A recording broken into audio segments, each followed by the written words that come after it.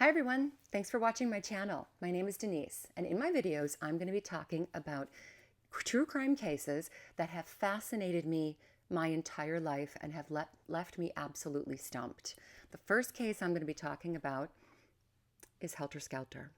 I got a hold of this book when I was 12 years old in my grade school library. What it was doing there, I'll never know, but I picked it up. Just let me give you an idea what it's about. It began August 9th and 10th in 1969 when 7 people were shot, stabbed, and bludgeoned to death in Los Angeles. It ended with a nation watching in horror as the killers were tried and convicted. But the real question was, how did Charles Manson get these people, his family members, to kill without emotion or any human feeling at all? So I got about halfway through it when I was 12, and it disrupted my family life to such a degree that I couldn't sleep alone anymore. I had to go in my parents' room, or my mom had to come and sleep in the bed with me because I thought the Manson family was going to break into my house and stab my entire family. Eventually, my dad burned it in the fireplace because it was so disruptive. But when I was 14, I got hold of it again at a rummage sale, and I think I was more mentally equipped to finish it and handle the heavy, heavy material that's in it. So let's talk about the Manson family and how it formed. Something tells me if you've clicked on this video, you know a little bit about Charles Manson already. Charles Manson spent most of his life in jail, in and out of prison. By the time he was 32, he was going to be released. He spent more time in jail than he did in the free world. So much so that he did not want to leave. He said, "This is my home. I don't want to go anywhere." And they said, "Charlie, out the door, you're free. Go live your life." But it turns out he was released at the most perfect time in history for him. You see, it was the summer of love in San Francisco, and the Haight-Ashbury corner in San Francisco collected a giant group of hippies that were into a lot of drugs, a lot of sex, and a lot of music. Everything that totally attracted Charles Manson at the time. So I think he was fitting right in, and he said, "Hey, I think I can handle this. I can get down with this and live and thrive in this environment." So what he did was he collected a group of women, young women to start in his family, who he charmed with his charisma, and he told them they were beautiful and they were loved by him. They dropped everything and followed him wherever he would go. He was also quite the musician. He sang songs, played the guitar, and wrote some songs, and was always playing for the family. So what happened was, they bought a school bus that was dilapidated, and they drove to Los Angeles, picking up followers along the way. You see, Charlie used the women in the family to collect more men in the family because he told the women, "You're going to have sex with whoever I tell you to have sex with." So when they were in Los Angeles, they set up at the Spahn Movie Ranch. It was an old set where they filmed Hollywood movies in the 50s and 60s. And what they did was they talked to the owner, George Spahn. He was very elderly and he was practically blind. And they said, "Hey, can we live here if we help you take care of the place, maintain it?" And there was horses on the property. They were going to clean up after the horses and manage the people that came to go horseback riding. And George Spahn, he said, okay. Charlie also assigned him one of his beauties. It was Lynette Squeaky Fromm. Her job was to keep George happy in every way possible, if you know what I mean. So let's talk about the family members themselves before we get into the actual killing. We have Charles Manson. I already told you he's 32 at the time, and he is the leader of this family. Some of the more fervent members were Charles Tex Watson. He was from Texas, made his way to LA, ran into the Manson family, and fell in hook, line, and sinker. He ended up being one of Charlie's right-hand mans.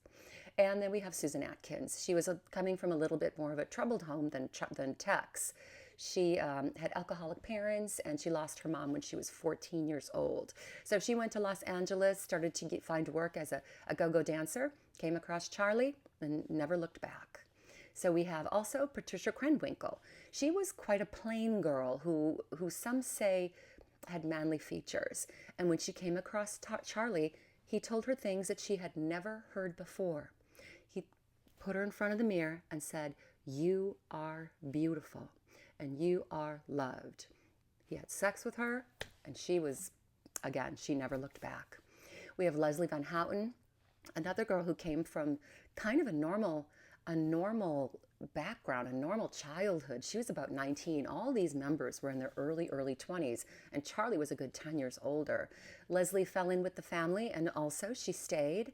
And then we have Linda Kasabian. She was kind of a late comer to the family, but she had a little daughter, and some of the women recruited her and said, this is where you need to be. You need to meet Charlie. Everyone needed to meet Charlie. We had some other followers that were involved, like Bruce Davis. He was one of Charlie's right-hand men. And we have Paul Watkins. He was also Charlie's second-hand man. He was very handsome, and he helped recruit ladies. So then after he had his family at the Spawn Ranch, Charlie started to get into this dark theory that in America, there was going to be a race war between blacks and whites. And to back this up, he used his theory of Helter Skelter. It's a song on the Beatles' White Album. What it really is a slide in London that has nothing to do with murder and mayhem. There was other songs on the White Album that Charlie pointed to that backed up his theory of Helter Skelter coming down, which was a race war. There were songs on there called Piggies, which Charlie called the rich establishment. There was a song called Blackbird, Blackbird Rise and Take Control. And there was a song called Revolution 9, and Charlie thought he was being called to start this revolution. And then he waited. He talked with his followers and fed them this line of this theory that's what's coming down in the world, but it wasn't happening fast enough. So Charlie decided he was going to have to bring down the murders himself. He was going to have to start this race war himself. He was going to commit murders and blame it on the black man. So the murders started taking place in 1969 with the murder of Gary Hinman. He was a musician and a friend of the family. Can you believe he was actually a friend of the family? And the family thought that Gary had money. So Charlie sent Bobby Beausoleil, another one of his followers, who was kind of more in and out of the family. He came from a dark past. He was dabbling in Satanism. He even started a movie called Lucifer Rising, and he wrote the soundtrack for something dark like that. He sent Bobby, Susan Atkins, and his very first follower that he collected in San Francisco, Mary Brunner. They went to Gary's house. They demanded money. He said, I don't have any money. Charlie came over to see if he could get Gary to give up his money. He said, Charlie, I don't have any money. Charlie took a knife and cut Gary's ear almost off. Charlie left and he said, you guys know what to do. A few more days they sat and tortured this poor man, and then they finally stabbed him to death and killed him. And to help blame the black man, they wrote Political Piggy on the wall in Gary's blood. They took off. They went back to the ranch. Bobby stupidly took Gary's car. And when they found Gary's body and they saw that his car was missing and they found it being driven by Bobby Beausoleil, they arrested him and put him in jail. The family was panicking. They didn't know what to do. So Charlie said, well, let's get this Helter Skelter going down. We'll get these murders. We'll try and get Bobby out of jail. So what Charlie did was he picked the followers that I think he saw something in. He saw that they could kill. I think he had some followers that couldn't have done it. He picked Susan Atkins, of course Tex Watson, who was gung-ho, and he picked Patricia Krenwinkel, which would have done anything for Charlie. The first night, he sent Linda Kasabian because she could drive the car. This the only one in the family who had a license. He sent them up to Cielo Drive in the Hollywood Hills. Now, remember I told you about Manson being a musician? Well, he actually bumped into some people with some pretty big connections in Hollywood. Before the murders happened, two of the girls were hitchhiking, and Dennis Wilson from the Beach Boys picked them up, took them back to his house for some good drugs, good sex, swimming in the pool, and he said, girls, you can stay. I'm just going to go do some business, and you guys just make yourself at home. When Dennis came back, his entire house was taken over by the Manson family. And Dennis thought Charlie was this guru, really, really cool guy that had some great philosophies, and he was a musician. And he told his friend Terry Melcher, son of Doris Day, a very big music producer in Hollywood, about Charlie Manson. And Terry agreed to meet him. When he did, he had Charlie play. The girls sang along a little bit, and Terry didn't see anything special in him. So Terry passed on signing Manson to a record deal. Coincidentally, Terry Melcher used to live at the house on Cielo Drive the night the first murders happened. Charlie knew, though, that Terry wasn't there anymore. I think he was just partly giving a sign, too, that, look, you don't mess with me. So back to the night of the murder. He sent the 4 people up there, and as they walked up the driveway, it was in the Hollywood Hills, so it's kind of secluded. They cut the wires so that there was no phone service, and they saw a car driving down the driveway coming from the caretaker's house, William Garrettson. They stopped the car. It didn't matter who it was or what they were going to say. It was a very young Stephen parent who was visiting the caretaker. And he said, please just let me go. And they shot him and killed him and let him to sit right in that car. Then they went up to the house. The front door was locked, but they went around and they found a window that was open with a screen. Easy, right? So they cut the screen. To this day, I never leave my windows open, ever, unless I'm sitting in that room. Those windows are shut and locked. So they got into the house and they gathered the victims that were there. And it was movie star Sharon Tate, who had just starred in Valley of the Dolls and was really an up-and-comer. She was also 8.5 months pregnant with the baby of Roman Polanski, her husband.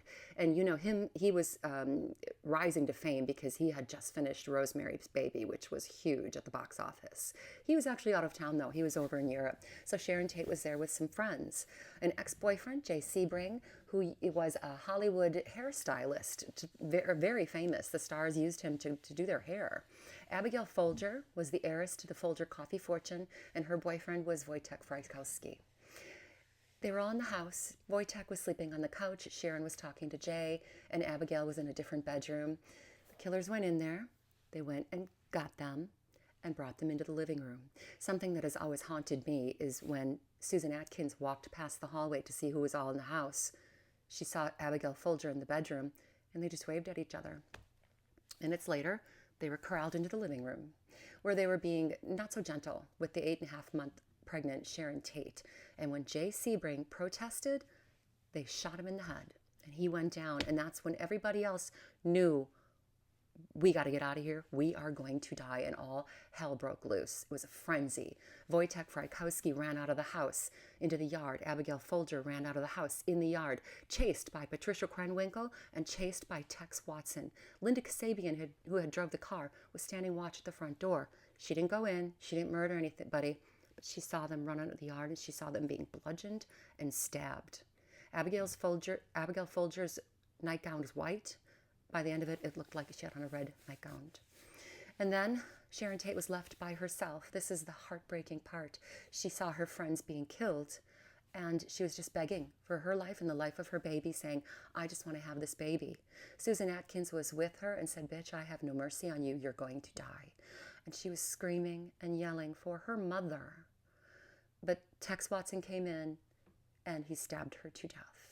And that was the end of that first night, but not before they took Sharon's blood and wrote the word pig and rise on the walls. The word pig was written on the front door.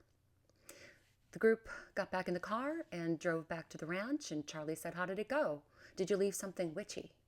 And they said yes, and he asked if they had any regrets, and they said no. So the next night, he collected another little group of killers. Susan Atkins was in the car, Linda Kasabian, Tex Watson, this time Leslie Van Houten, and Susan Atkins.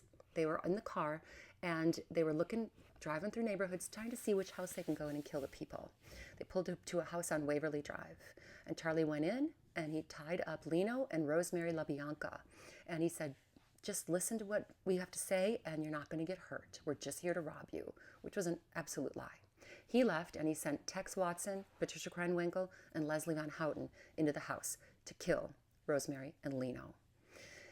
When they went in, they started stabbing Rosemary. They started stabbing Lino. Rosemary was in the bedroom with the girls. Tex was just killing Lino, and Rosemary could hear her husband being killed, so she started to scream and fight, but she was no match for Patricia Krenwinkel, who they called Katie. She stabbed her. Tex came back from Lino and helped stab her. Leslie Van Houten was just kind of sitting there watching, and they said, get your hands dirty. They handed her a knife, and she admitted to stabbing Rosemary LaBianca 16 times in the lower back. She says that she was dead at the time. After that, they ate some cheese out of the refrigerator, they showered, and they hitchhiked back to Spahn Ranch. But not before Katie took a knife, carved the word war into Lino's stomach, and left the fork sitting in there. They went back to the ranch.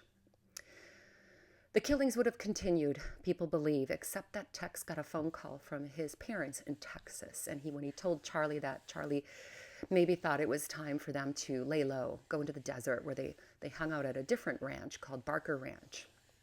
And that was in the desert. And that was a good place to be because they were looking for the bottomless pit for when Helter Skelter broke down and the black man and the white man rose up against each other. The black man would win. But the family would be hiding in the bottomless pit in the desert. And the black man wouldn't be able to run the country, run the world. So that's when Charlie and his family would emerge, and they would be the rulers of the world. The family was in trouble for auto theft. They were making parts, they were getting parts of different vehicles to make dune buggies so they could go through the desert and find this bottomless pit. But they were arrested. The whole clan was arrested for auto theft charges and put in jail, and then they were released. And one more time, they were arrested for auto theft charges. And this time, when they were in prison, Susan Atkins, Sadie, who they called her, Sexy Sadie, that's another song on the White Album, by the way. So Charlie thought the White Album was talking specifically to him. Sadie blabbed to some cellmates. She said, "Do you know who killed those people in the Hollywood Hills? It was me." She blabbed, and her cellmates that she bragged to, called the authorities. And that's how the murders were finally solved and connected. They weren't even connecting the Tate murder to the LaBianca murder, where in both cases, blood was taken from the victim and written on the wall in awful witchy messages. Helter Skelter was one of the messages that was written at the LaBianca house. So that is how the murders were finally solved. And Vincent Bugliosi, who wrote this book, is the one that prosecuted the Manson family. Manson and the three girls, Leslie, Katie, and Susan Atkins, were tried together. Tex Watson went to Texas, where he became almost catatonic. He was tried separately. The trial was a circus. The followers that were still living in Spahn Ranch, they were protesting outside of the courthouse. They were there every single day. Charlie would do things like carve an X in his forehead to be X'd out of society, and the girls would carve an X into their foreheads. Charlie decided to shave his head, and the girls shaved their heads, the girls being convicted with him and the ones that were outside. And this fit right into Bugliosi's theory of Helter Skelter, where Charles Manson didn't kill these people, but he was in complete control, and they were going to do anything Charlie said. Look, he carves an X, they carve an X. They're doing whatever he tells them to do. Well, eventually, they were all convicted, and they got the death penalty. But California quickly got rid of the death penalty, and therefore all their sentences were commuted to life in prison. So where is this family today? Charles Manson died in, what year was it? Charles Manson died in 2017 at the age of 83. Patricia Krenwinkel is still in jail. She probably will never get paroled because she was one of the more vicious killers on the scene, along with Tex Watson. He will not be paroled, is my guess, because how awful. He called himself the devil, and I'm here to do the devil's work to the victims. They're always up for parole, but they're not going to get it. Susan Atkins died in prison when in the year 2009, when she had cancer. She tried to get out and die peacefully on the outside, and they said sorry. Leslie Van Houten was the only member of the family that were the killers that actually was paroled, and that was in 2023. She's a very old woman by now, but they paroled her, and she's living somewhere, peacefully, I'm assuming. Lynette Squeaky Fromm was another fervent member of Charles Manson, and when the others were in jail, I don't think she was happy being on the outside, to be honest. So what did she do? In 1974, she took a gun and went to President Gerald Ford, where he was visiting people on the sidewalk, and she brandished the gun, and they got her, and they put her in jail for a very, very long time, but she is also out right now. So let's talk about theories of the Manson family. Helter Skelter is the most widely accepted, and the reason I'm going to say that I believe this one is because of the followers that have backed him up. Bugliosi, who says this was why Charles Manson did these killings, because he was trying to ignite a race war. uh, his followers back him up. They said, yes, Charlie was so obsessed with the Bible and the White Album, and he put these theologies together, and this is what he came up with, and they believed it hook, line, and sinker. Other theories go back to his music connections with Terry Melcher. They thought he was, because he was spurned in that industry that and didn't get a chance to break into the music business, that he was seeking revenge and trying to make a point with them, saying, look, don't mess with me. I know where you used to live. I know where you live. I can come get you. I sometimes wonder, and this leaves me stumped, if Charles Manson had been signed to a music deal, become a star, singer-songwriter, had songs on the radio, I wonder if these killings would have happened. It's nobody's fault, but I'm just saying I wonder sometimes if that would have changed the course of history. Other theories go to copycat of the Hinman murder to get Bobby out, and that was the only reason they did these other murders. I think that one's far-fetched. There's a book called Chaos, and I have it, obviously. And this theory says that in the summer of '67, there was an office in the Haight-Ashbury where they dabbled with MK Ultra, and that is a government program, CIA, where they would try and brainwash people and see what it would take to make zombies out of people. And some people think that maybe Charles Manson, who was around at that time, got hooked into that, and maybe that's why he became this puppet master of these puppets. There's a lot of talk about it, but there's no real linkage to it. But this book was good. It was good. There's also a special on it right now on Netflix, but this is probably the latest book that was released about the Manson family. I've got a lot of other books about the Manson family besides Helter Skelter, and I'm going to go through a few of them with you to let you know which ones I think are worth your time and which ones maybe, once and done. I got a lot of books from the library that I don't have in my collection, but some that I have in my collection are very, very valuable. My Life with Charles Manson by Paul Watkins. He was one of Charlie's right-hand men, and he talks about his life with Charles Manson and what it was like. He eventually got unbrainwashed by a panhandler in the desert named Crockett, who got a hold of Watson and said, "What? This is a bunch of garbage you're talking about. Just wake up." And he did. He woke up, and he kind of left the family, and he realized that he had been brainwashed, just like all of them.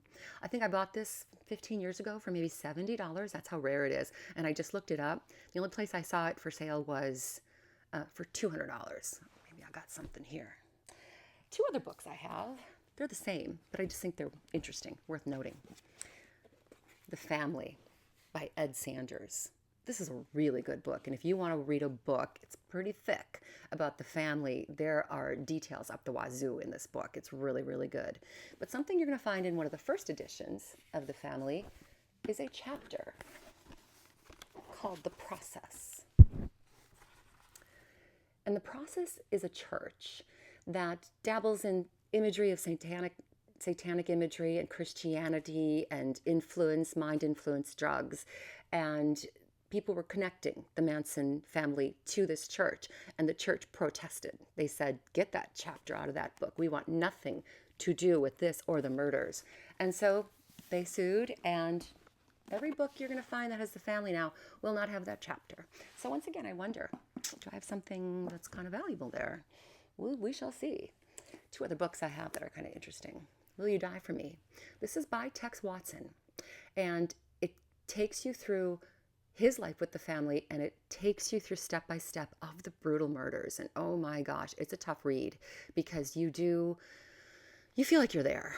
And in this book, Tex actually says, I was the one that stabbed Sharon Tate, not Susan Atkins.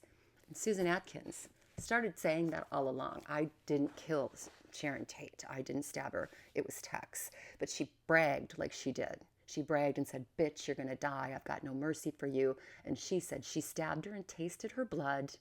She's denying all of that now. Her book is pretty good. It just, a lot of it talks about after her conversion to Christianity and how she said she had a vision of God and all that stuff. So believe it or not, it's an okay book. Here's another more recent book that I picked up. And this is from Diane Lake. She was another member of the family. She was 14 when she got hooked up with the family at her parents' permission. And she's kind of Charles Manson's punching bag. He beat her and just didn't treat her very good, and yet she stayed around like a little puppy. Eventually, she woke up as well, especially after the murders. You saw who was hardcore and who was not hardcore. The ones that were aware of the murders thought, we got to get out of here. And the ones that believed Charlie hook, line, and sinker, they're the ones that went to the courthouse and rallied around him. And then I loved this book. I loved it. Sharon Tate and the Manson Murders by Greg King. This book really lets you get to know Sharon. And it tells you about her early life and her life with Roman Polanski and how she just wanted to have a baby. She wanted to be a good actress, but she also just wanted to have a baby. And this one's really heartbreaking because you get to know Sharon, and then in detail you have to be privy to the horrific way that she died. So why has this case obsessed me so greatly? I asked my dad, because remember, I was 12, and that was years and years and years ago. Dad, why do I care so much about this case? And he said, you're wondering if you would have been susceptible to this kind of thing. And I like to think I wouldn't be, because I'm with the big guy up there. I like to think I couldn't be brainwashed, but his statement did make me stop and think. Also, the brutality of it and the randomness.